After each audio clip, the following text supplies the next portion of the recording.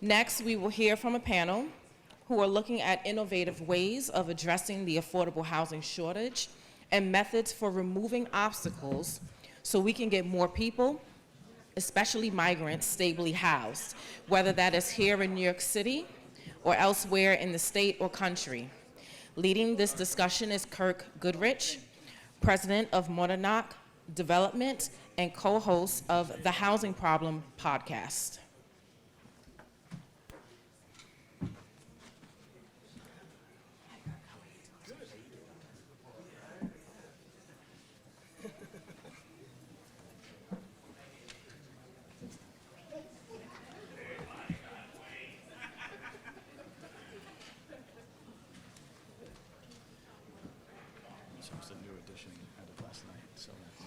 Good afternoon, everybody. Good afternoon, everybody. I know everybody tired. Everybody tired except Shams. Shams, you changed it up, man. The last time I saw you at the housing conference thing, I said, the homeless hero. He's like, no, it's the housing hero. I ain't homeless no more, but we in a homeless conference. You switched back. Like that. Got to know your audience. Exactly.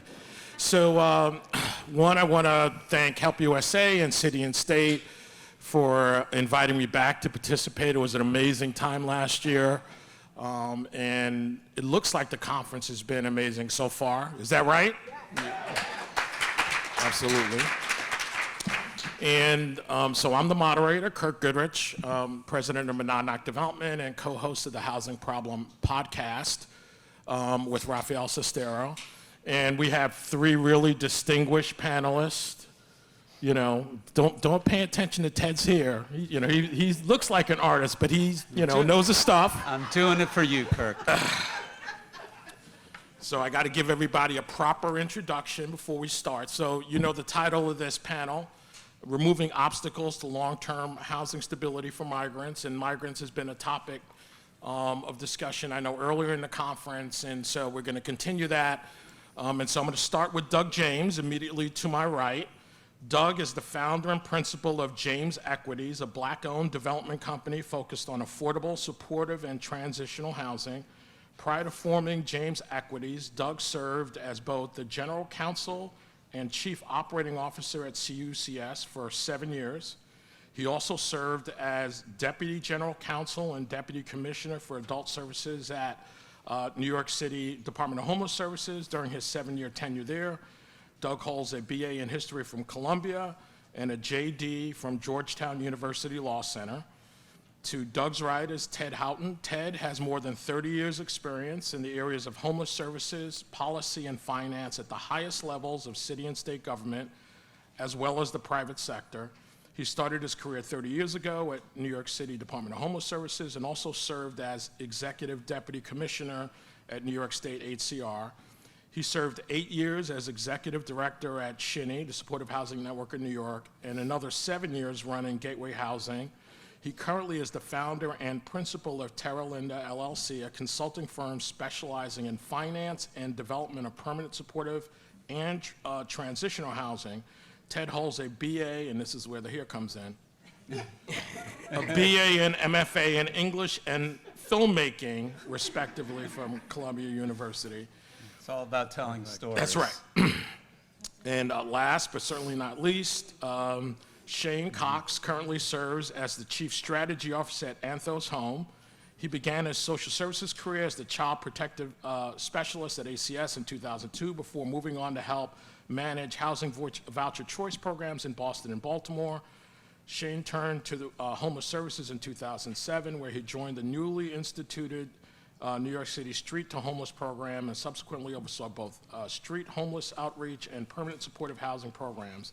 In 2016, Shane joined the New York City Department of Homeless Services Street Homeless Solutions Unit, where he focused on helping our city's most vulnerable neighbors come off the streets, subways, and into shelter and get back on their feet. In 2019, Shane became the interim assistant commissioner overseeing DHS's Central Command Center for coordinating interagency homeless outreach efforts, where he worked to further integrate DHS's unsheltered outreach operations with partner city agencies to ensure the delivery of comprehensive and innovative services. Shane then became the Assistant Commissioner of Partnership, Capacity Building and Strategy in the Street Homeless Solutions Unit, where he provided a holistic perspective managing and tying together the range of different but vital elements and tools central to outreach work. Shane holds a BA from the University of Notre Dame. So, one, could we give the panelists a welcome applause? So, what I wanted to do, Shane, I wanted you to start by talking a little bit about what Anthos Home is and does and what you do there, because as I was looking at the material online, it occurred to me that I know a lot about the organization and others may be in the same boat. So if you could just talk a little bit about what the organization is and does and what your role is. No, absolutely. Hi, everyone. Thank you. And thank you for the invite. So I'm from Anthos Home. We're a new organization in New York City. We're kind of emerging out of our startup phase. The aim of the organization is to transform the system which connects people with vouchers to housing, and to do so in a way that not only houses more people, but brings in more new landlords into the process. At its core, it's really about making the housing process faster and easier. There are a couple kind of innovative elements in our approach that allow us to do that, and I'll just go through them very briefly. One is banking units. One is providing hands-on, real-time support to clients and matching them to those units. One is having flexible funds that allows us to smooth out the housing process. So just I can quickly go through those. Banking units is when we find a quality unit with a quality landlord, we're able to enter into an arrangement with that landlord to essentially hold that unit for us while we move to match a tenant to that. In the process, we're able to pay the landlord an amount that's equal to rent through this process. And then once we have this bank of units, we're able to match our clients to these units, taking into consideration their preferences and their needs and also any accommodations they may need.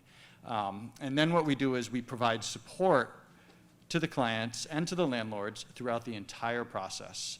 So we're accompanying them to visits, we're prepping them for interviews, we're assembling and submitting the housing packages, and then we're managing the logistics of the move-in, and then we're providing at least a year of aftercare to those clients and also to the landlords to support them. If there's any challenges, if there needs to be any mediation, if there are repairs, we make sure they're connected to neighborhood services. Also for landlords, if the landlord suddenly stopped getting checks, we're there. We want to be the first call. We're there to help the tenants through the recertification process as well. The goal is really to build an infrastructure that can work with anybody with any type of voucher. So I could just very, very briefly, so everyone can visualize it, the way our program is kind of structured is we have a unit, so to speak, tenant coordination. Those are the traditional case managers, overseen by social workers. Then we have a housing acquisition team that they're the ones who work solely with the landlords. New landlords, old landlords, they bring them on. They're almost case managers for the landlords. And then we have an operations team that really manages the logistics of all of this, and they're the ones who handle the packages. And that's kind of a key element, and I know it's been alluded to, is really kind of through centralizing that process and having some specialization, we're able to gain a lot of efficiencies. Having people who are expert in the whole range of vouchers. They can handle, HPD vouchers, NYCHA vouchers, EHV, city for HAPs, because as we all know, in the field, there's a lot of housing specialists and case managers who have to do everything. They have to be a social worker one day, a real estate agent the next day, a broker the next, and it's also very hard to manage all these different, vouchers with different requirements. So they're there to really be experts in that process. And again, all of these things, we also have some flexible money that smooths out these processes. So at any step along the way, if anything comes up that usually is a snag that can impact the process, such as, application fees, move-in costs, furniture costs, but sometimes it's arrears, sometimes it's repairs to a unit. We're able to step in because we have a pool of flexible funds to cover those costs. So, you may have a landlord who needs to make a repair, but for whatever reason, they are unable to make that repair or unable to make it in any kind of short-term period. We can step in and either cover that repair or facilitate the repair, but just move it along so we can bring that unit into the market.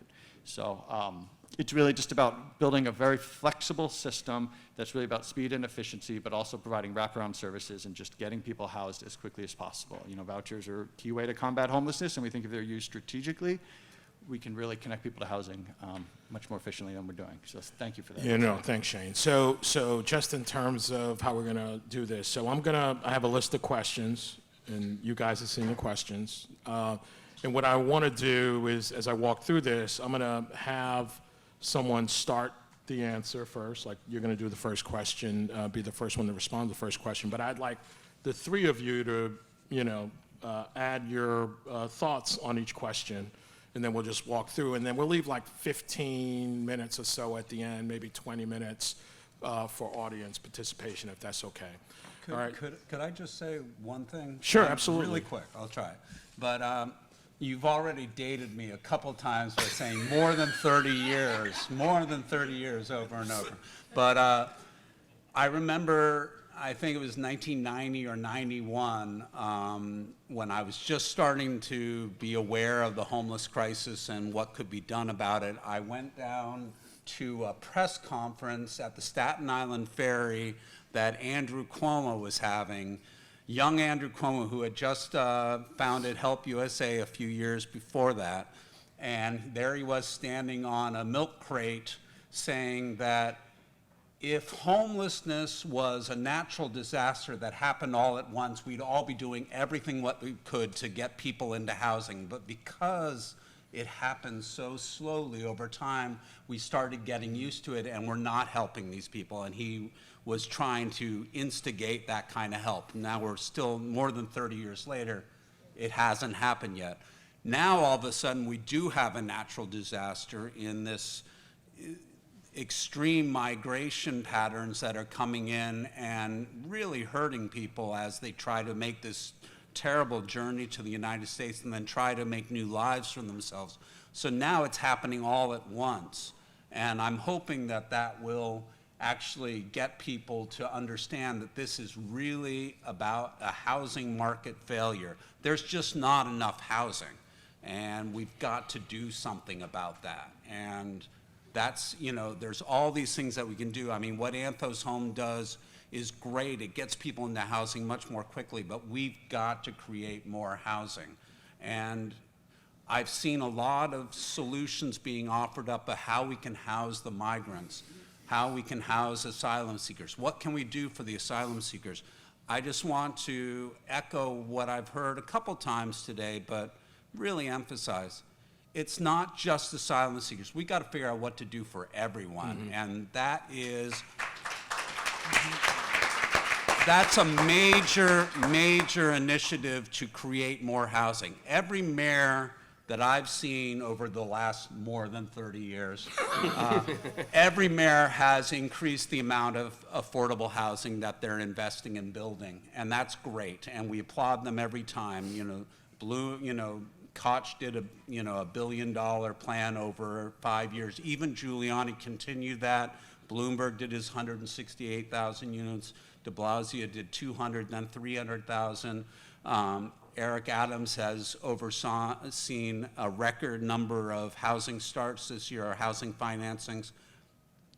But we really need to get away from that, and we need to build as many housing units as we need. It's not enough just to do more than the last guy. We need to it's not enough. We need to do a major initiative that uses new financing sources. Right now, we are a prisoner to federal low-income housing tax credits. We use local dollars to leverage that federal money. That federal money never gets any bigger. We get that allocation. We need to start making a local commitment. Molly Park has done some great work with the master lease contract. It's a new way to do things, and that's really an innovation that is taking an assumption that you're going to spend, you're going to give somebody a city FEPS voucher and instead of just giving it to go and rent existing housing, we're going to put it into a 30-year long-term contract that you can then go to a bank and say, I need to borrow some money to build some housing, and here's the contract that says you're going to get paid, that I'm going to be able to pay off that mortgage. And so that's actually going to use the city FEPS vouchers to create housing. That's a whole new way, it's a whole new source of funding. And that's the kind of thing that we need to do, not just for asylum seekers, not just for homeless New Yorkers, for everyone. Absolutely, great. Those are excellent points. So I'm going to start the first question with you, brother, since these two fellas weighed in. So the first point I wanted to raise is there's a clear, when Samantha reached out about this, I actually did what I don't normally have to do on Housing Matters. I really dug in on the distinction between how asylum seekers versus native homeless populations historically been housed and the differences in services. And I think from my perspective, I wanted to kick this off by having a conversation based on where you folks sit in your experience on the ground. Could you talk a little bit about what you're seeing in terms of the distinction between the housing options and service need and delivery distinctions between asylum seekers and native homeless populations over time as a jumping off point. So Doug, I want you to start. First, thank you, Kirk, for having me. Thank you all. So the first thing we have to be honest about is that we've always had undocumented migrants in our homeless shelter system. They've always been there, and they've always presented a service challenge, right? Because we know they're not eligible for all of the same benefits, they're not eligible for housing vouchers, right? And notwithstanding that, I was the Deputy Commissioner for Homeless Services, some of our friends here in the room have served in that position. Where's Mark? And we managed to make those placements, right? And we did it even though there weren't services available to all those folks. Now, where did they go when they exited shelter? Because they did. They exited shelter, they often returned. And what's the subject? Stability? Stability, long-term stability. Long-term stability, right? So they exited shelter, and they often exited shelter to room rentals, right? Informal relationships in the communities. They had off-the-book jobs, right? And they figured it out. But stability is the key word.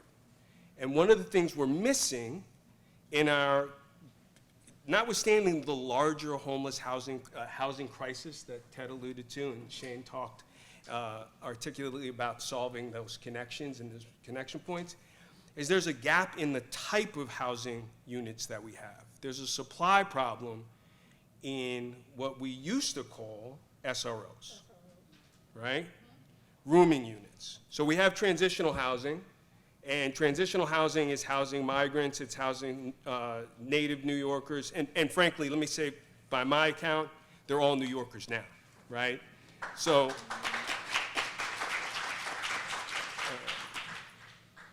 we have transitional housing, and we have supportive housing. And supportive housing is intended to serve people with specific needs, right? And we also know that there's eligibility requirements that our migrant neighbors don't meet. But there's another kind of housing that's prevalent. I'm going to call it springboard housing for the sake of our discussion, right? Because SRO has a little bit of a negative connotation to it. We have springboard housing. We have SROs. In the 1950s, we had 200,000 units, the Coalition for the Homeless estimates. In 95, we had 40,000 units. And today, we have 20,000. But that's not correct either, because every day we create new SROs. We create them informally when a young person puts an ad on Craigslist for 3 roommates to share a 3-bedroom apartment. Or a one-bedroom. Or a 1-bedroom apartment, right? They're going to put up illegal walls and convert a 1-bedroom apartment into 3 rooming units. The downside of that, now there's a million knock-on effects, and I don't have to recite all of them, right? But the first one, top line, is by doing that, we're taking a unit of housing off the market for a family, right? And there's gentrification, there's driving rental prices, and all those other unintended consequences and knock-on effects. We have an opportunity right? Especially now with the possibility of conversions to create rooming units that can meet the growing need for single adults, free up units for families, and help put a dent in this crisis.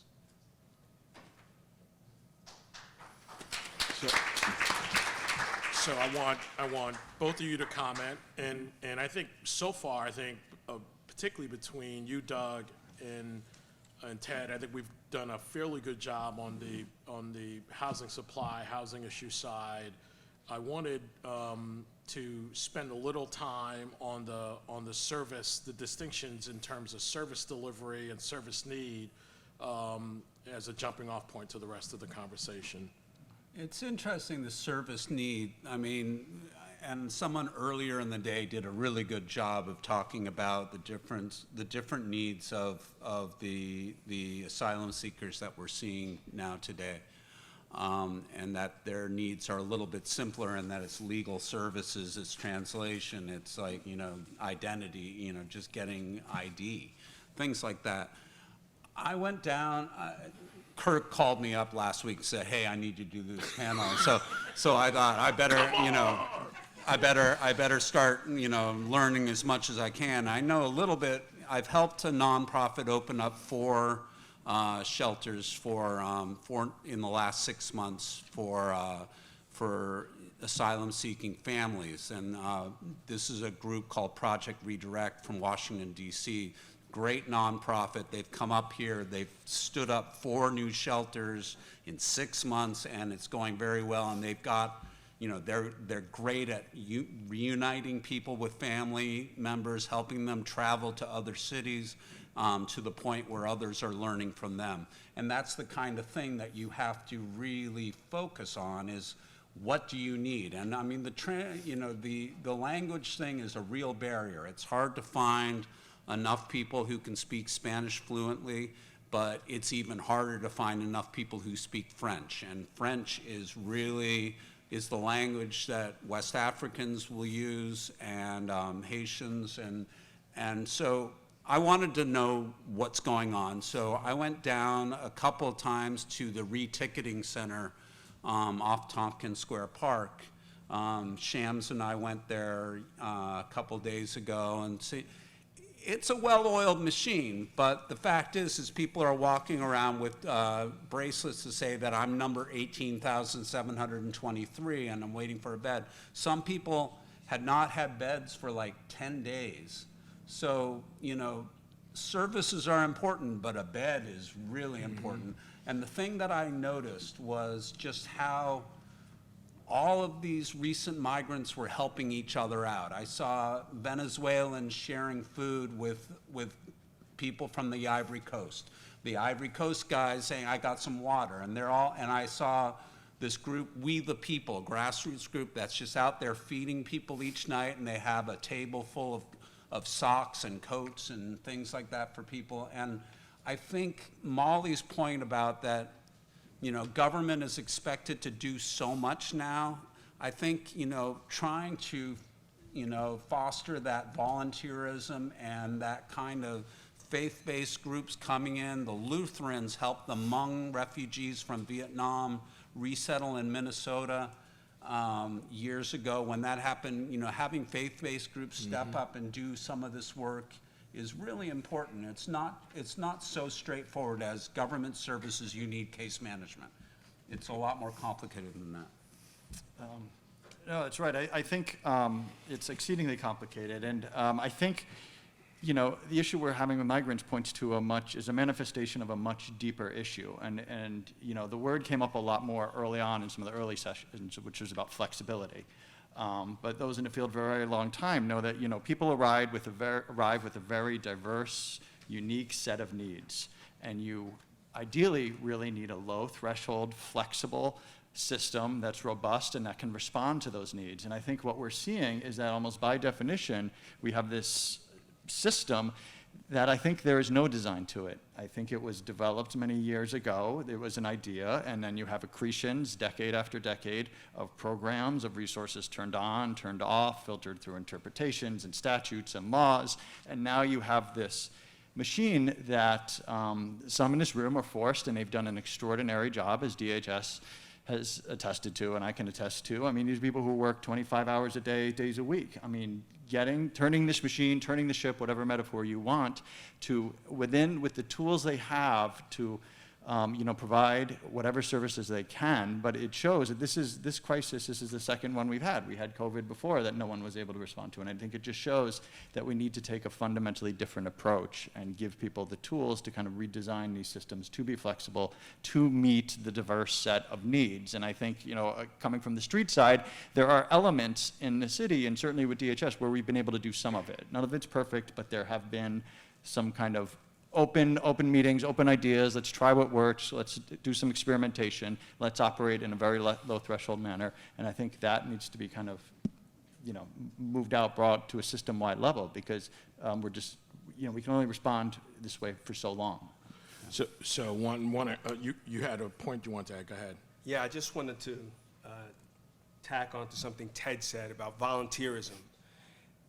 Creating opportunities and connection points for the general population and migrants is something we're not doing enough of, and we're seeing anecdotally where it works and where it happens. There's a facility in Clinton Hill on Hall Street where I know a local soccer club is organizing kick-arounds with the young men who are migrants there who are otherwise idle, and that connection is fostering opportunities, bringing people together to do clothing drives, supplying coats, and it's benefiting both sides, right? And I think that we're trying to hide the problem or hide the programs and the facilities, and if we embrace that, we would be creating, I think there's more demand and desire for volunteerism. So, one, I appreciate that. Thanks, everybody, for the comments so far and good thinking. So, one of the areas where I feel like philosophically I have a departure from a lot of my colleagues in the affordable housing world on the homelessness issue is around the issue of workforce training, readiness, education, literacy, and this has sort of come to light because when I look at the services, this is the answer I was hoping you guys would give me. This is the but sometimes you got to call your own number and take it in the end zone. So I'm joking. So my observation, and I'm not on the ground like everybody in this room, is when I think about homeless services, historically, I think about mental health care, I think about substance abuse treatment, and just general health care. And it's clear when I read the literature on asylum seekers, it's English, English for speakers of other languages. It's workforce training heavy. It's focused on work authorizations and digital online classes and everything but the things I associate with historically with Native homeless. And the truth is, even for those programs, when I went through the wait list, setting aside asylum seekers, that we got 1.6 million people in the city, 18 or over, who who don't speak English well. We only have 40,000 people in those programs. The wait lists for ESOL, every program is oversubscribed with really long waiting lists. And then you look at how the city and state spends money. When you look at funding for basic adult education, high school equivalency, ESOL, it's on the order of for the city and money the city receives from the federal government, probably less than 80 million, and the 47 million of that is statewide. But you look at what we spend daily on shelter, food, and medical care, it's 9.8 million a day, or 3.6 billion a year. And so I'm just wondering, this is like the extreme example of a leading question, that have we really, is it just me, or Have we missed the ball in terms of homeless services for decades by not being as focused on workforce training, ESOL? My friend Abby Siegel always says, who runs workforce for the city and has been in that space for a while and spent a decade in affordable housing. Do we have an affordable housing problem or do we have an income problem? And it's challenged me to really say, how are we making sure people are productive coming out of the homeless system and can earn a living wage? And so I'm asking you guys, am I crazy? No, you're not crazy, and I mean, it is, the demand for ESL and the amount that we can give is really puzzling to me, that there's such a disconnect that, that's something that can ramp up really quickly. More ESL classes, you could do that on a weekend, compared to building enough housing. Right.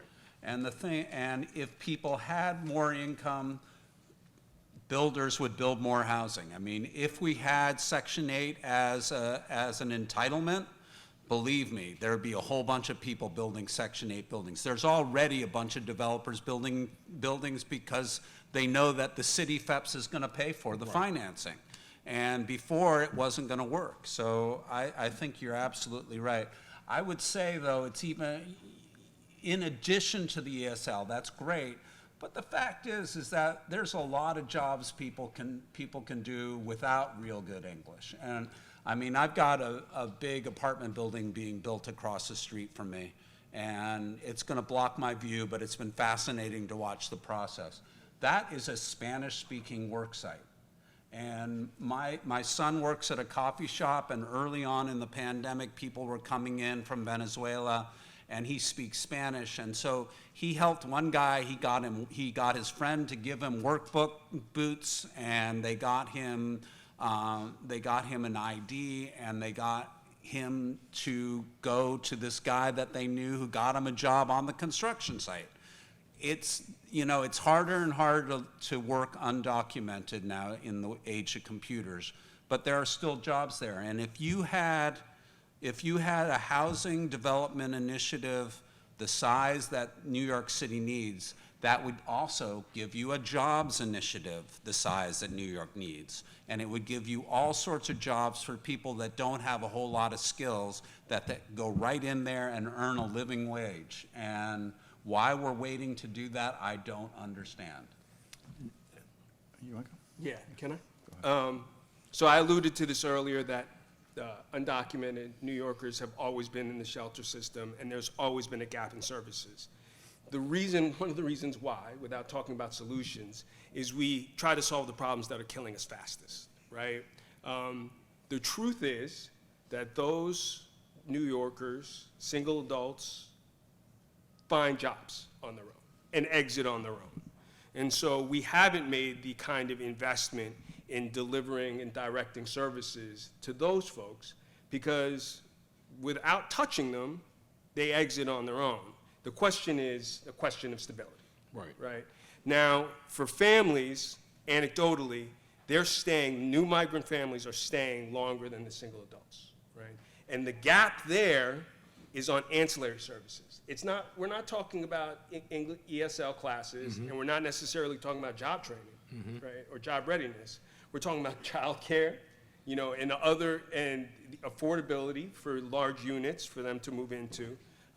Those are the barriers to them getting out of migrant facilities and staying out. So, and I think Ted made a telling point that can't get glossed over. It's harder and harder to get those jobs today in the age of computers, and so work authorization is critical. Yeah, but I challenge the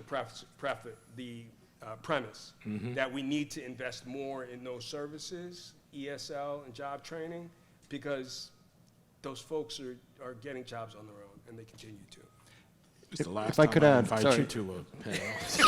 If I could just add one thing. So I think a place where we can do both of this is aftercare, is the funding of aftercare.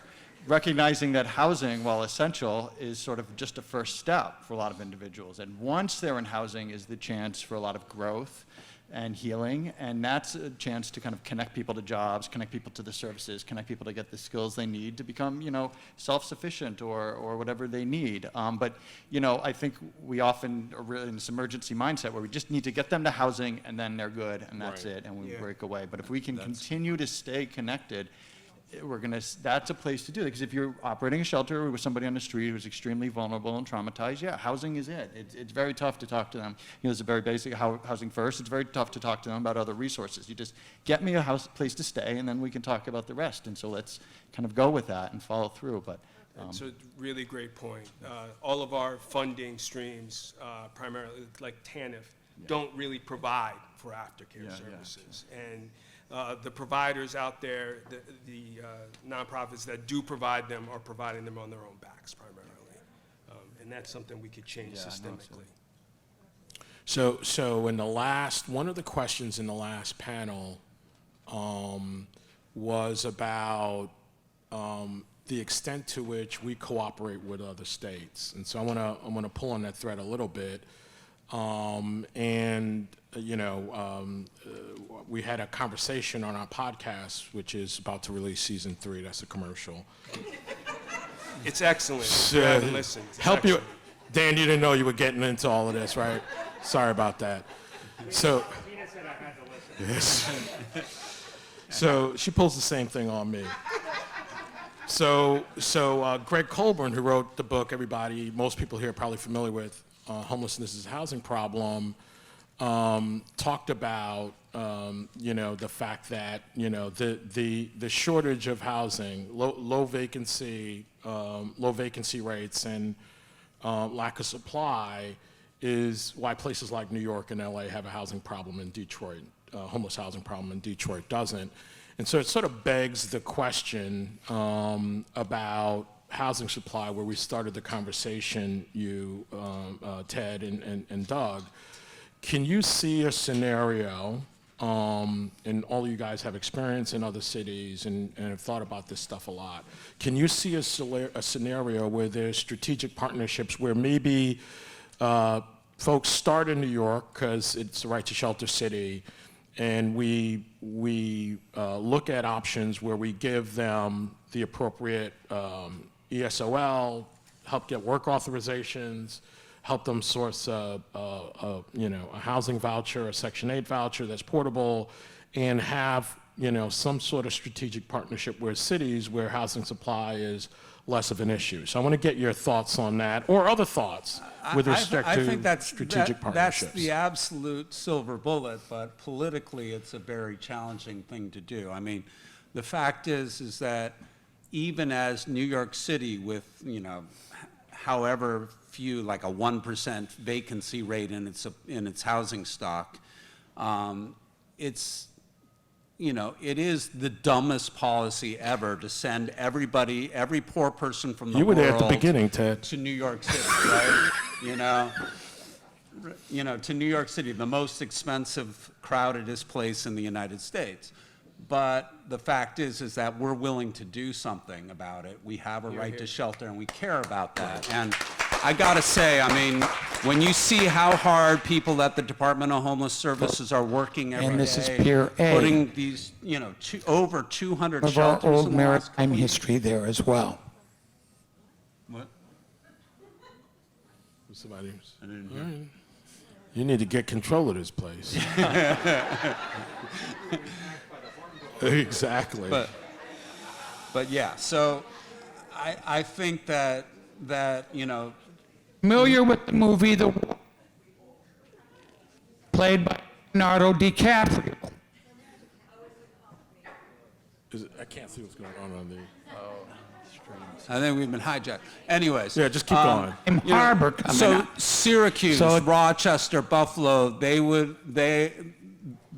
really benefit from having an influx of immigrants. But then the politics come in, and you really have to have courage if you're the governor to go out and do it and say, yes, this is what should happen. But the governor should do that, and it would be the best thing for us, and the best thing for those cities, and the best things for the asylum seekers that are coming in. Provided that those asylum seekers also bring in economic development and jobs and everything, but there's a way to do that. And we know that they do, right? You know, the statistics are there that, that migrants work, pay taxes, and don't draw down any benefits, right? So they are a net positive to any local economy. But you know, that the stigma associated with it and the artificial lines that we draw, you know, like Jersey City is closer to where we're sitting than Brooklyn is, right? And we draw these artificial boundaries that really limit our opportunities to pool our resources and address this problem. So that is, you said it, Ted, silver bullet. If we could get past that hurdle, we could put a dent in this. Shane, you have any thoughts? No, just to say, I mean, I think I've seen certainly in the voucher space and just in general, is there's a lot of kind of convergence across the country. A lot of these ideas are being arrived at independently, somewhat different, maybe a little bit of banking, co-signing over here, you know, stability funds over here, but everyone's coming to kind of the same ideas that we need to really reform the system and design them in a new way towards efficiency and speed, and hopefully some of the housing space can enter into that where there's some joint agreements. So I'm gonna have a few more questions, but I think I'm gonna pause there. We got about 15 minutes left, right? I promised 15 to 20 minutes of questions. So I want to open it up, not to that system that was to real authentic people.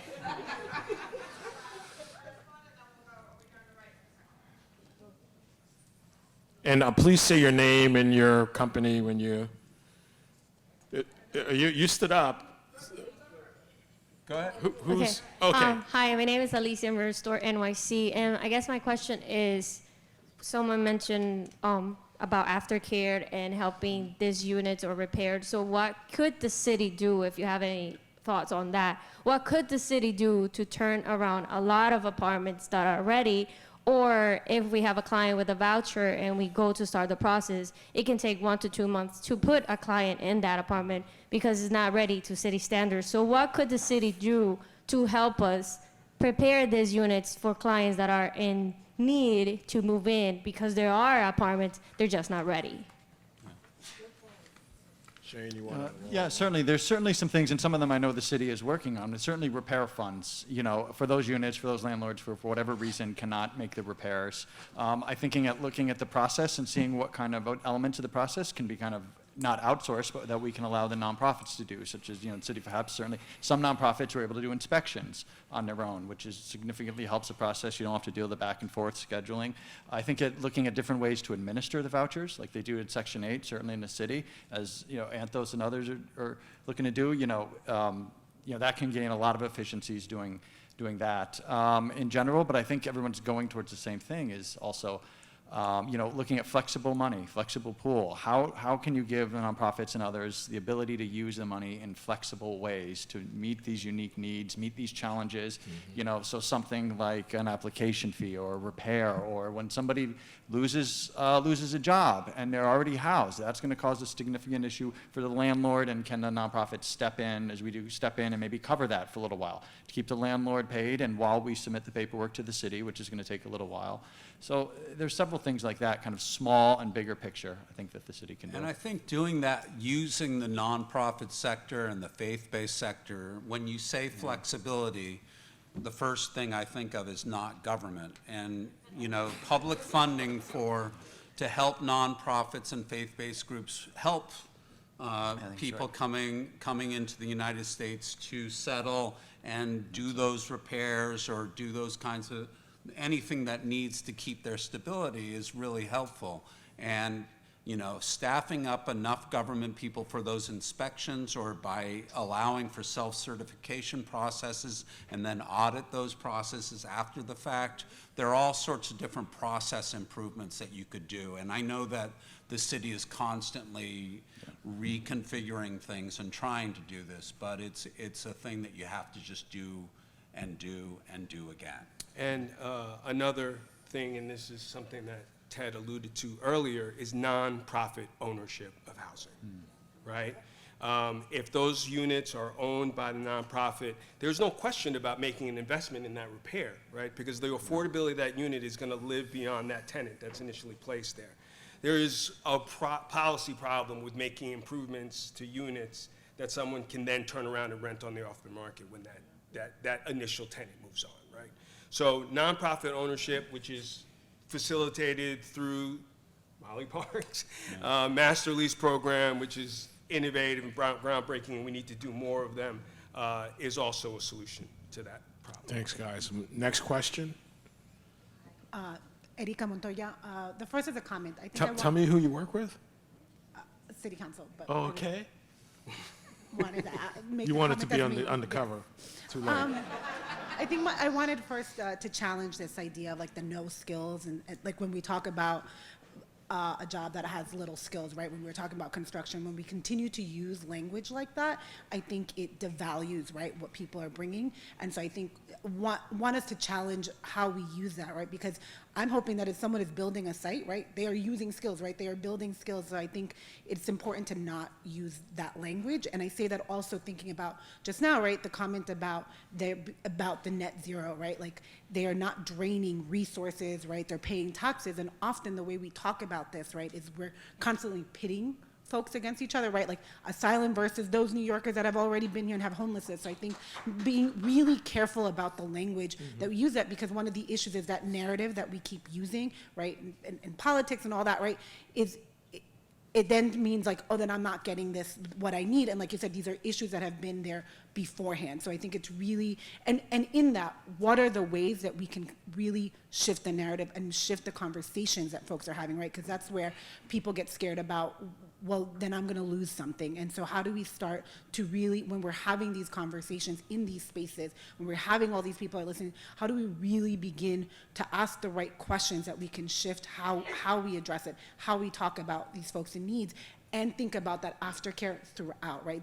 When we talk about aftercare, these are resources all folks need, and often the issue is really the outreach, right? Because people will know about it, and many of these asylum seekers that we're talking about, they just navigated rivers, countries, right? They didn't do this not asking questions, not being able to navigate something. So I think it's important about the language that we use, and then thinking about how do we make the information accessible in such a way, because folks will ask, right? And they're going to figure out a way, just like they figured a way to get here. Thank you for that.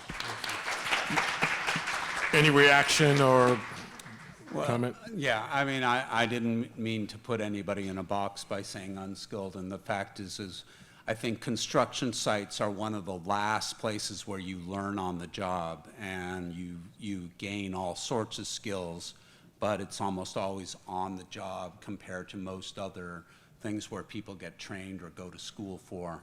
And so it's a quick fix, and the people that I was spending time with the last couple of times I went down to the reticketing center, I mean, I was a little taken aback at it's not lack of English proficiency, it's no English at all. And that's something to overcome. You know, that's a big challenge. And so I'm just trying to think of, you know, okay, how can we help people, you know? And it's not a monolithic class by any means. The people who are coming to this country have all sorts of different skills and education levels and capabilities. But often the people that have the least English proficiency are the ones that are in most need of our assistance. And so I'm always, you know, I'm a chronic homeless guy. I'm always looking for the hardest to help, and what can we do? Right. I want to just thank you for your comment and say that language does really matter. I think you heard me earlier refer to transitional housing. I say transitional housing because it's housing, where the question is between housing and unhoused, as opposed to shelter and housing. So, and they're all New Yorkers, right? So I want to thank you for that comment about language. It's important. Thanks. So, it's good. Arlo, you're gonna have to wait, man. You're right after. Sorry. Hi. I apologize. I can't stand. Okay. But broken ankle. My name is Holly Wertman. I just started working at Wynn, but I come to New York by way of Los Angeles, and specifically working on Skid Row. Big fan of Brilliant Corners and Anthos, by the way. And I think I'll be the first to say that Los Angeles has a lot of problems that led to where it is right now, but part of it is so much of real estate developers owning a lot of property and owning the city council to an extent, and there being a big problem in terms of building housing. And so I was just wondering how you feel like New York has succeeded in avoiding that, and what lessons can be drawn in advocacy in Los Angeles. You guys, that's good. That's right down the middle of the plate, Ted. Come on, baby. I mean, Los Angeles and New York are different places in terms of this issue because of the right to shelter. I mean, we have similar numbers of people experiencing homelessness, and yet in Los Angeles, the vast majority are on the street. And now that Skid Row has become an attractive place for developers, all of a sudden people are getting forced out of this last island that they were still allowed to be at. And it's become a real challenge. I think that Los Angeles has some serious zoning and land use challenges whenever you want to develop, and it allows people to block projects. It's not that different here. I think that the City of Yes initiative by Mayor Adams' administration is really promising. It's got a long way to go through City Council to see where it goes, because people want and should have a say in what their neighborhoods look like. At the same time, we don't want to slow down development so much that we have the housing shortages that we have today. And that trade-off is always balancing. That trade-off is the challenge.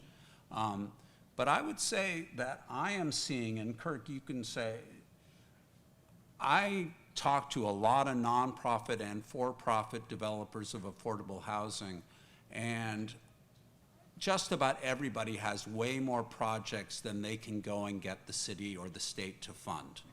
I've got a 100-unit building that I'd like to build, but I'm going to put this 200-unit building into the queue with the city because that's the one that they're going to be more attracted by, and I'm more likely to get funding for that. But they should be doing both of those, and so coming up with more resources. We may find that the land use and zoning and local opposition are not nearly as important if we just try to go bigger.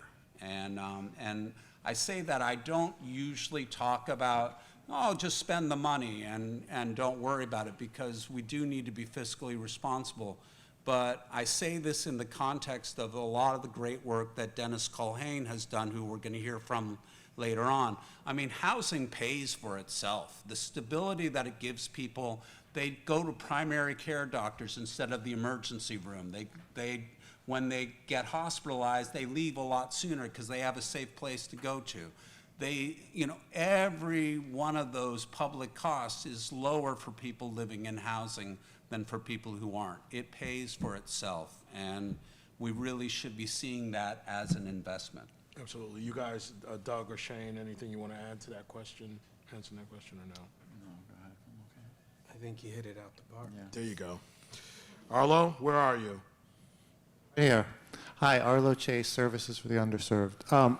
You guys kind of set it up for me in the last question, because I think, Kirk, you let him off the hook too easy with the, we solved the... I knew you were coming after me, man. We solved the supply problem, because I don't think we spent enough time on the supply problem, because, HELP, SUS, Samaritan, Anthos, we're all chasing the same apartments for our scatter site program, right? So we have 1,200 scatter site programs, units we're trying to fill all the time. We can't afford them given the contracts. So we need to build more housing, right? So what we haven't talked about, the boogeyman on the left, 421A, we need some kind of tax abatement to encourage middle income, even higher income. We need more housing across the across the whole spectrum, mostly at the lower income, but across the whole city, across the whole state. So I just think, don't let off the supply. The supply is the key, I think. Absolutely. You guys want to respond to it? No? Yes? I think that's absolutely right. I've always focused on affordable housing and housing people who have the lowest incomes and the most need. But the fact is that this is a citywide housing shortage that's affecting people of just about every income, and we're not going to be able to build our way out of this with just affordable housing, with just what HPD and HDC finance, and now HRA. I mean, as great as that is, we still need market rate developers to come in, getting them to contribute to the affordable housing stock through something like 421A is an important tool. You know, how that tool is structured is equally important, because we don't want to be giving a developer giveaway. We want to get something for our money. But it's really important for us to mobilize the market rate developers as well as the affordable developers. Yeah, I mean, if we have more market rate housing, it's much cheaper to preserve the affordable housing that we have, right? It's a bulwark against gentrification, right? It drives down construction costs because you have more construction starts. You know, the knock-on effects are you know, infinite. But I'm not a market rate housing developer. Yeah, I mean, the thing I would add to that is there's like this dichotomy that goes on. So if there wasn't enough food for people to eat, we would want, you know, there to be food, and grocery store owners sell food. If people are sick, they go to the doctor. Doctors make money. Grocery store owners make money. You know, there's something that happens when you don't have enough apartments and developers want to build apartments and rent them. There's like a really greedy developer, but not greedy doctor, not greedy pharmacist, not greedy grocery store. Like, you got to get paid for what you do. And it seems like everybody could provide an essential service. Nobody walks out of the dentist or doctor's office saying that. They're really greedy, you know, or the local grocery store, right? But, you know, when developers build buildings and rent apartments, like, they are really greedy. They actually want us to pay. And so I just think either you need it or you don't. And if you need it, you got to pay somebody, and it has to happen. And so I just think there needs to, it's sort of a random bias, I would describe it as. And I'm you know, anyway, that's just my diatribe. We could take one, Samantha, can we take one more question? There. Make it quick. Assuming we're in a room of applicants, who are you? Martha Kenton from the New York City Continuum of Care. What's one zoning, land use, or regulatory change that we could get behind to help you guys do your job better, to give us more housing? Density factor. Smaller units, more units in a building, makes them cheaper to build. And rooming units, right? Yeah. Fewer bathrooms, fewer kitchens, fewer That's a good More plumbing shared stacks. living, Yeah, this is going SROs. to be a lightning round. You got one? Go ahead. Yeah. Sorry. SROs, I agree. That's my thing. And so you know, we've got to figure out a way, though, to make SROs that people want to move into. One of the things that, you know, right now, private developers can't build SROs because they create flop houses and stuff. Nonprofits can create SROs, but we're no longer doing that because somebody in the shelter says, wait, I can live in a one-bedroom or an SRO. I think I'll take the one-bedroom, you know. But if we say you can move into this SRO, but it's not going to be the last place you live, you still qualify for other types of affordable housing, you can move on from that. That's what I would change, so that people understood that, hey, I'm going to get out of this shelter 2 months earlier because I'm taking the room on the Upper West Side, and I am going to work towards getting my studio or my one bedroom or, you know, whatever down the road, but I'm not disqualifying myself from And that. I would argue that if we built luxury single-room occupancies in Midtown Manhattan, there would be a market for it, Oh, yeah. right? Like, we're not just talking about, you know, They're called dormitories. Yeah, I mean, called- 14% of CUNY students are homeless, not just housing needy, they are homeless. Yeah. And why are we not on a dormitory building spree? All right, thank you all. I really appreciate it. Let's give a hand to the panelists. Yeah, very nice.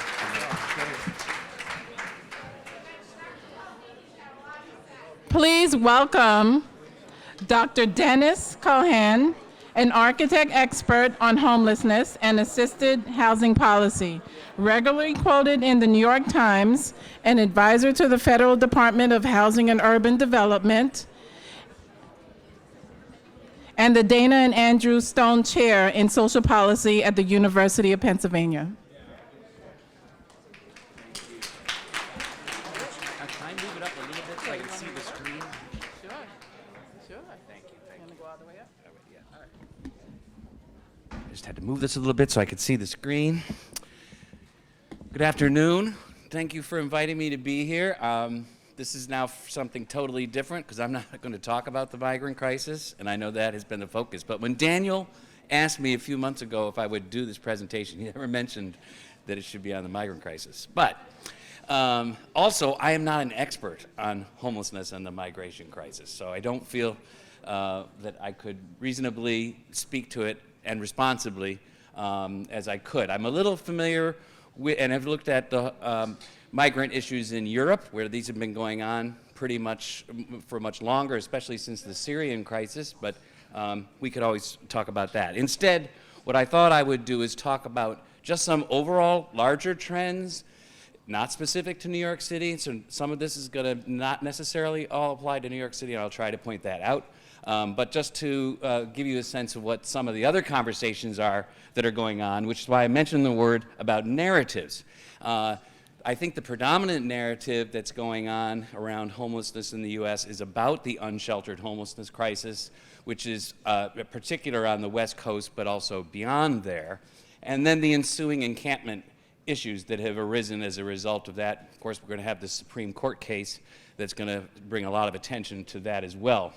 And then, of course, the impact of the migrant crisis, which I'm not going to focus on so much. But in terms of the unsheltered homelessness crisis, if you haven't seen this map, this is something that comes from the annual Homelessness Assessment Report. That's that federal report that HUD delivers to the Congress every year. And this is from not last year. I'm going to actually not talk about the most recent report. I'm going to mention why. But before the migrant crisis really showed up, you could see how much the unsheltered problem is focused on the West Coast and Southwest. And there have been, despite that, I want to also say one of the narratives that's missing has been how successful we've been in reducing homelessness in the United States. Steve mentioned it in his remarks I saw, but I'm going to talk about it a little more.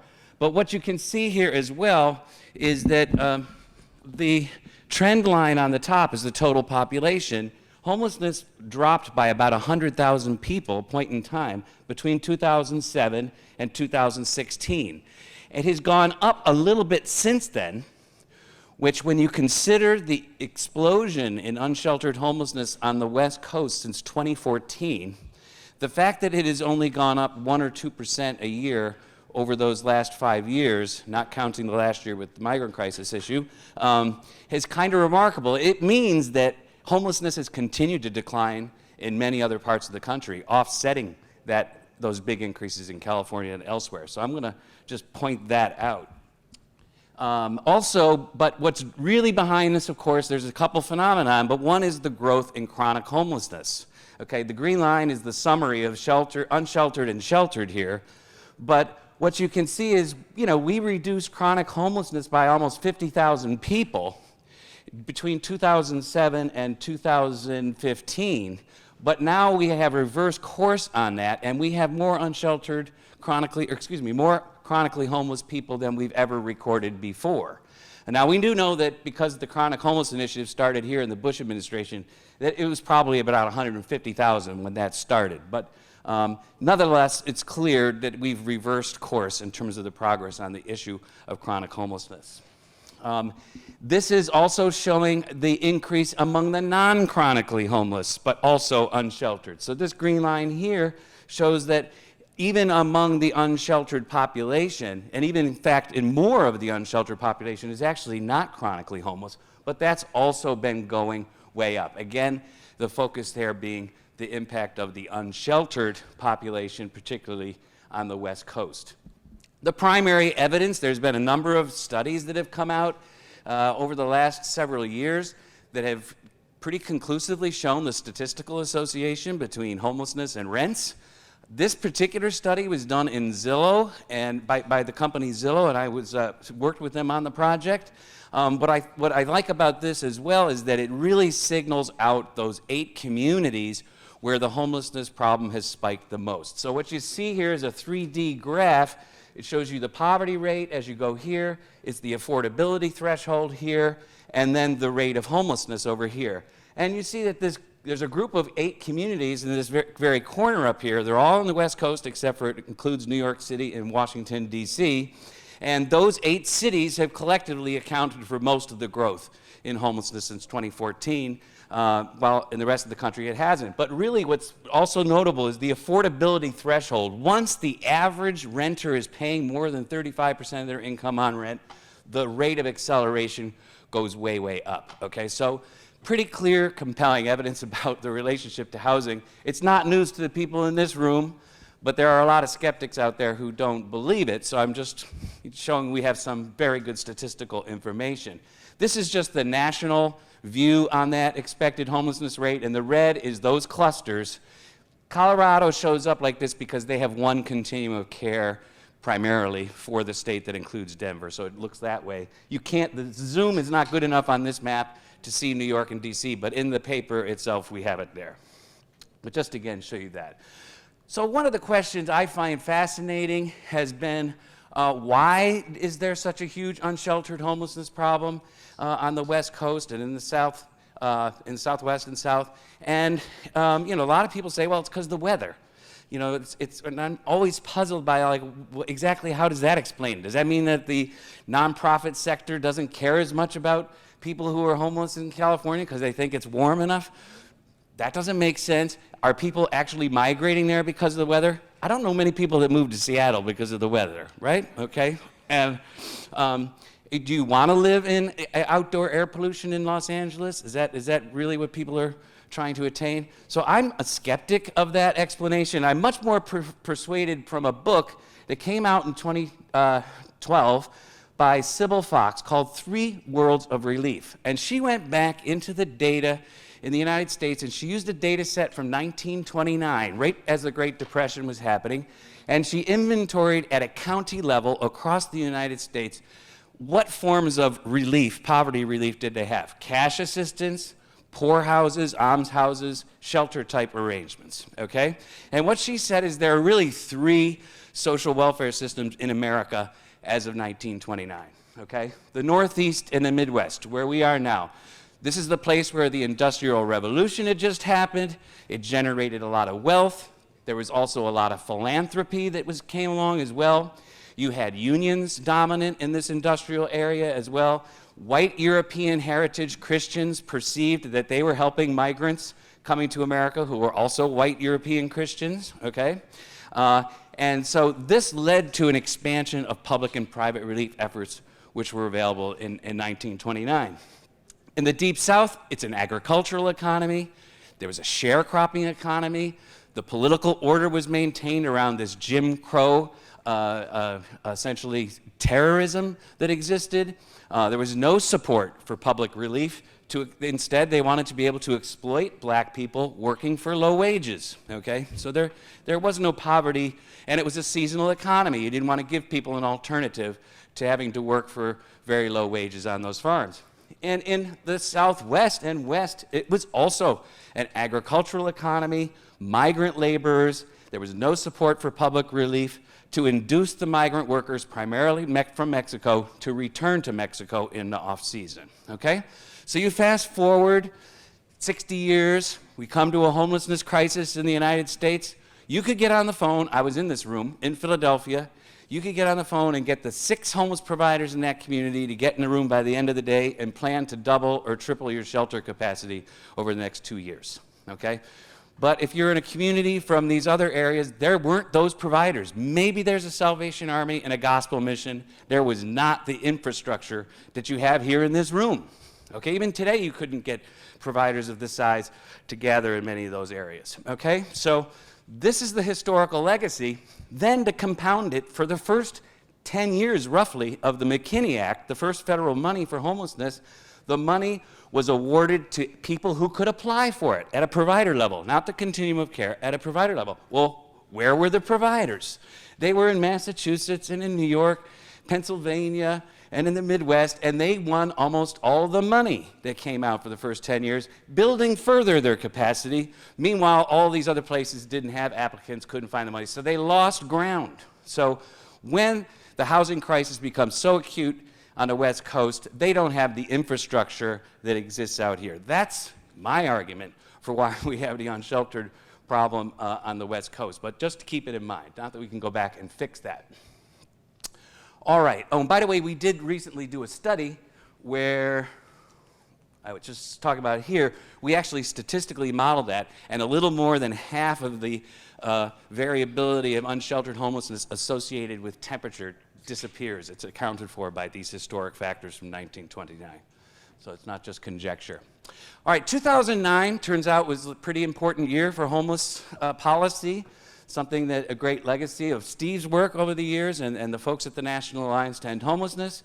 These are three big things that happened. First, there was the American Recovery and Reinvestment Act to try to save the economy from the collapse that had occurred during the Great Recession. And within that was a program created, Homelessness Prevention and Rapid Rehousing, HPRP, $1.5 billion. It was the first time that we had a national program that funded homelessness prevention and getting people out of homelessness other than PSH. Okay, it was the first time. It was really important because it sort of proved to people that we could take on this issue, not just with chronic homelessness, but with homelessness in general, and we could provide some housing assistance. The second big one was the Hearth Act, which renewed the McKinney Act, and it makes Housing First the national policy, okay? And it created a new rapid rehousing program within the ESG program, which didn't exist. And it did deprioritize transitional housing because the research on transitional housing was expensive and the outcomes weren't good, okay? And then lastly, the Obama Homeless Veterans Initiative was launched, and that ultimately led to a $1.6 billion annual spend on veteran homelessness that continues to this day, including by 2015, 90,000 VASH units, supported housing for veterans, and $350 million annually just to do HPRP-like activities, okay? So this was all pretty big and represented, I think, the field sort of moving into a direction. And take a look at what happened to the inventory. If you look in the AHAR, you can see that the number one thing that's growing is PSH. It's almost up to 400,000 units. This gray line, once we hit to 2009, here's we are at 2009, and then everything goes in these directions. PSH goes up, emergency shelter and transitional housing go in opposite directions because a lot of transitional housing programs recategorize themselves as shelters, and because the federal government's no longer investing in it, you see transitional housing going down, shelter going up, and then you see the rapid rehousing programs here going up, okay? So what's the net result of that? Three different groups just showing you the impact. So among families with children, from 2010, there's a 35% decline in family homelessness. We have a 50% decline in veteran homelessness, and we have a 25% decline in youth homelessness. No one's really been out there proclaiming the success of these efforts, but the fact is we have this evidence despite what was happening on the West Coast since 2014. This is kind of even remarkable when you think about it in that way, okay? So just pointing that out. But we still have major challenges that are to the homeless response system. Let's start there. First of all, when you think about homeless housing assistance, permanent supportive housing, and rapid rehousing, those are the two main programs we have to exit people from homelessness. They are not scaled, and this was mentioned by Steve as well. My estimate is that it reaches somewhere between 10 and 20% of the eligible population, depending on the community you're in. Reaches more people here in New York because you have FEPS and you have these housing resources that don't exist in most other parts of the country. But on a national basis, we're barely hitting 20% and 15% in most communities. So we have a lot of folks, of course, who means they're underserved. Emergency shelter itself is not scaled, okay? More than half of the adult population is literally unsheltered in the United States. That has been creeping up, and in 2018, finally basically flipped, and we have more unsheltered than sheltered, okay? 90% of families are sheltered, but only a little less than 50% of the adults. It costs about $28,000 per shelter bed, by the way, based on a study we did in 2018, okay? That's so roughly probably $30,000 today, annual cost per bed. It would take $5 billion to close the unsheltered gap with even the most basic, lowest cost form of shelter, okay, based on our estimate. We spend about $10 billion already on shelter annually in the United States. Think about that in contrast to what it would cost to close the affordability gap by making everyone who's eligible, very low income, for a housing voucher to get one. That would be estimated to be $30 billion, according to Beth Shin and Jill Goodrich in their book, okay? And I just also want to note, other than New York, where it's actually not statutory, it's a legal agreement that's in place, there is no obligation on the part of state or local governments to respond to homelessness. If you declare that you're homeless in any of these communities, they actually have no formal obligation to help you out.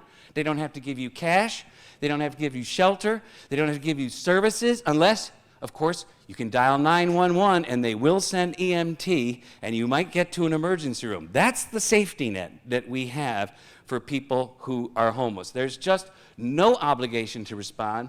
Instead, we have fragmented charities, many of them weak nonprofit organizations with untrained staff, very low paid, and most shelters provide few services. Case management caseloads can be like 100 to 1, okay? Now, I'm not talking about New York. You guys are much better funded than everybody else. But around the country, this is what prevails, okay? It's a different environment. So the West Coast homelessness, the unsheltered crisis, I think is, by revealing weaknesses, is also pointing us in a different direction from what we should be doing, okay? I don't believe, as much as I'm very grateful and proud of the work that people like at the Alliance have done, that have turned those numbers in that direction, I don't believe that we're going to get there fast enough and far enough with incremental increases in the McKinney-Vento budget, okay? Homeless assistance and emergency shelter are not likely to be scalable anytime soon to meet that need, okay? I think we have to acknowledge that, and we have to ask, what does that mean? My sort of thing I'm harping on these days is safety net repair, okay? Especially for older adults and people with disabilities. Depending on how you define older, okay, 60 to 70% of the adult homeless population is either older adults or they're disabled, okay? We have programs in this country that were designed specifically to prevent disabled people and elderly people from being destitute. We created the Medicaid program in 1965 to make sure they had health care if they weren't eligible for Medicare, and we created the SSI program to make sure they had an income, mostly to be able to contribute towards rent, okay? That was created in 1972. It's clear that those programs are not working if 60 to 70% of the people who are homeless are either elderly or disabled, okay? That is a clear failure on our part, and we have to do something about it. So, by the way, SSI, we know enrollment is very low in the adult homeless population in general. It's very difficult to qualify. Eligibility rules are strict. They've got even stricter since welfare reform. And the payment level is 45% below the poverty level, okay? Imagine that. You're not just poor, you're 45% below poor, okay? You know, the primary reason for this is that it's indexed to the Consumer Price Index. And the Consumer Price Index is the overall measure of inflation. The housing component of the inflation has gone up at a much higher rate than the Consumer Price Index, as the cost of clothes and food and other things have not risen nearly as fast as the cost of housing has, for example. So it has lost ground to inflation for the very purpose it was designed, which is mainly to pay for people's housing. Okay, so that's an issue I want to raise, and also that Medicaid is failing to serve this population. The great thing, the Affordable Care Act expanded the Medicaid rolls, brought in tens of millions of people into the program, and that's good. But two other things started to happen. One is mostly these big managed care companies, for-profit companies, have taken charge of the Medicaid resource, okay, from which they most definitely want to extract a profit, okay? And part of that profit is derived by serving as few people as you have to and the fewest services that you have to give them, okay? They have a financial incentive not to serve people, okay? And the only guarantee you have is the emergency room. And so what happens to people who are homeless, arguably the sickest, most needy people in our society who should be getting the priority for Medicaid, and no, they're picking up all of the Medicaid per member per month money from all of the other populations, and they've taken their eye off the mission of this program, which was to protect people with disabilities and old age from destitution, okay? All right, so I'm on my soapbox right here at the moment. But just look here as an example. I've only got 2 slides left. This example here, which is just showing you the rent levels. This is SSI, the blue and the red together. This is California. Okay, you can see what SSI is doing. And then you can see that suddenly in 2014, when the rents start to take off, it completely swamps the ability of SSI to be able to pay for that. And it completely corresponds to the huge growth in homelessness at that time. So just something also I think that supports that argument. So I would argue we need a few major reforms, okay? One is I would accelerate SSI eligibility. Screen people on the street if they are likely eligible. In the case of California, where I'm trying to promote this particular package of reforms, if you can screen someone as likely eligible, you start giving them $1,000 a month straight away. That's what the SSI is in California. Just give them $1,000 a month, enroll them in a program that's going to help get them to eligibility. But if you do so, 100% of the expenditure of that $1,000 it can be recovered from the federal government. So it's essentially a break-even program. So we should not have people who are disabled on the street who have zero income. We should be enrolling them in SSI immediately and getting them cash, okay? We could even also consider that we should have an emergency cash program for people who can prove that they're destitute, but like most homeless people could. There's no reason we should not have a national emergency cash program. No one should be eating out of garbage cans, et cetera, and all those things, and begging for nickels and dimes when we have all those resources. But getting SSI into people's hands is not enough because it doesn't match with rents. So I'm also arguing that whether it's the federal government or the state government trying to get California into this, or even local, like here in New York, there needs to be rental assistance to close the gap between what SSI has and what it would cost to afford some housing, okay? And I'm also strongly arguing for shared living situations. Yes, we have a housing supply problem. It's going to take a long time to solve the housing supply problem. People are going to die. Millions of people will die destitute before that problem is solved. We have a lot of units with empty rooms in them. Families have units. There are lots of empty spaces. You know, it's just unbelievable to walk around Los Angeles and to see all of these huge luxury condo towers, mostly empty, held by investors, foreign investors mostly, who don't really care about using it. They just want to hold on to it and then sell it. Even large corporations who now own 1/3 of the multifamily units in this country, right? Anyway, so shared living would mean you could live with this is like the HASA program. I think of New York City's HASA program as an example. You can live with the partner, you can live with the roommate, you can live with family members or friends, or in a boarding situation. The bottom line is you give people a housing allowance, I'm calling it a housing allowance guarantee. You got a letter in your pocket that says, you find a unit, we'll start sending them $800 a month, close to $10,000 a year, plus what you can contribute from your SSI, okay? Flexible, it incentivizes the person to go solve their own problem, not to have to wait for their case manager to solve it.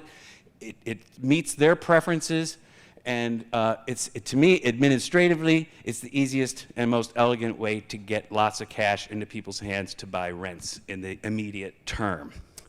Okay, leveraging Medicaid, we heard housing navigation, case management, Many states have now moved with their waivers. They can do first, last month's rent security deposit. There's at least a half a dozen states that now can pay for 6 months of rent. So basically, you got your rapid rehousing package is fundable through Medicaid in a lot of places. But even though it's eligible, doesn't mean they have to do it. Okay, that's the real problem. Just because you're eligible doesn't mean I have to serve you. It's not an entitlement. It's discretionary. They have to do some slots, but they don't have to serve you. Again, it goes to that lack of statutory obligation.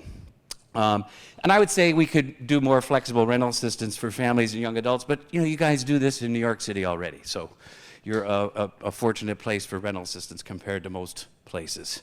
Should there be a guaranteed minimum income? We got a lot of experiments going on showing the effect of these guaranteed minimum income programs, how they're effective, to which I also always say, we have a guaranteed minimum income program. It's called SSI.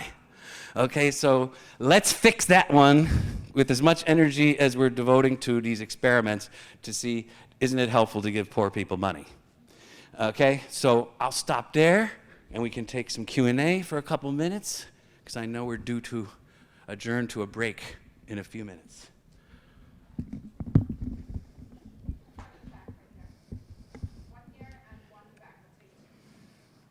Hi, Jennifer Scholl, Disability Affairs at the Department of Social Services. I'm glad you brought up the disability issue here. So just as an addition to that, or a caveat to that, we do try and utilize Medicaid dollars, the nursing home transition and diversion waiver, all of that. But you still have to have a unit. And since a high percentage of these people have mobility disabilities, the housing crisis for people with mobility disabilities is way more than for your typical person, because you need first floor with accessible entrance or an elevator building, which is generally more expensive. So one of the priorities I think we need to have here, since you're talking about the high rates of people with disabilities, is finding out ways to ensure that all of our options prioritize for any of those available units people with disabilities, and not just give it to the next person on the list. And I will say that our own staff in shelters say it takes double the time for me to find an opportunity for that person, so I don't spend time on that person because it's so much easier to get everybody else out. Right. So it's a double whammy. Thank you.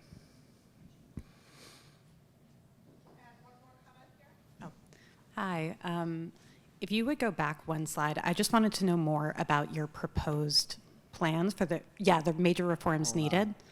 This one, yes. Yeah, I just wanted to know where I could read more about that, and also if you could elaborate at all on the guaranteed minimum income, if you had visions for that plan, or... I mentioned it because there are so many experiments going on all over the country with these guaranteed income programs, basic income programs sometimes called. So I raise it as a point also, though, to make the counterpoint. We have one, and it's not working, and we should make it work. Because the American people have already passed through their Congress the Medicaid Act and the SSI program. We don't have to create a new program. But where can you read about it? Send me an email. I'll send you. I have a little 3-pager I've written up on this. What I'm trying to do, I have been working under contract with the County of Los Angeles to sort of envision some of how we can implement this, packaging the money. The concern in California is that the state, which is spending almost $1.5 billion just on homelessness directly to the counties, it can't be used for rental assistance. Not legally. Legally, it can be used for rental assistance, but because it's a 5-year program, no one's going to turn it into rents because they're concerned that they can't sustain people in the housing once they get it. So instead, all the money gets spent on homeless programs that are helping to sort of maintain people in homelessness. They're not actually going to direct rental assistance.